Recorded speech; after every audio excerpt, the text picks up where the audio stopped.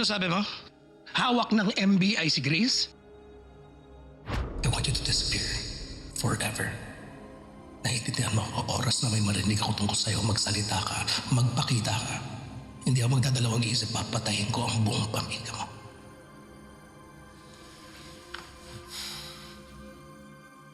Leave.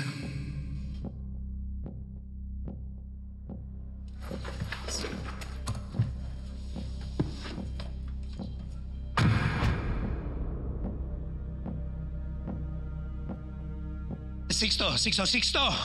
Makinig ka. Hindi pwede magsalita ang babaeng yan.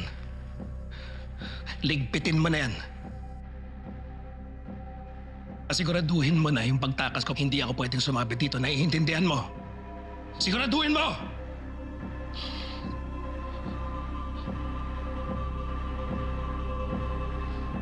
Narinig na!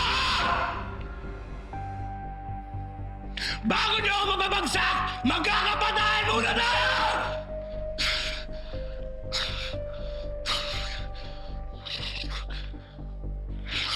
Eddie! Eddie, ano ba nangyayari sa'yo? Bitiwan mo yan! What's happening with you? Ever since Velma died, you have been acting weird! What, you think I'm acting weird? Yes, weird!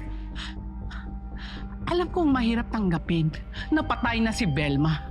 Pero hindi na... Velma is alive!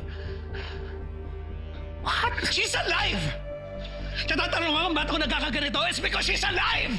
Ginagago ako ng asawa ko! Silang dalawa ni Noreen, nagkakampihan sila! Pinlano nila ang lahat ng to!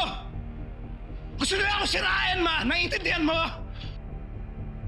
Eddie, ano ba rin sinasabi mo? You mean Velma resurrected from hell? Nagda-drugs ka ba? Ano ba You're not ginagawa mo? listening to me! She's alive! Pinlano nila lahat to! Gusto nila ako papagsakin! Gusto nila ako magbayaran dahil sa ginawa ko sa babayan! For killing a girl! You killed... That's right! I killed Helena! Okay? I pushed her down that damn building! Oh.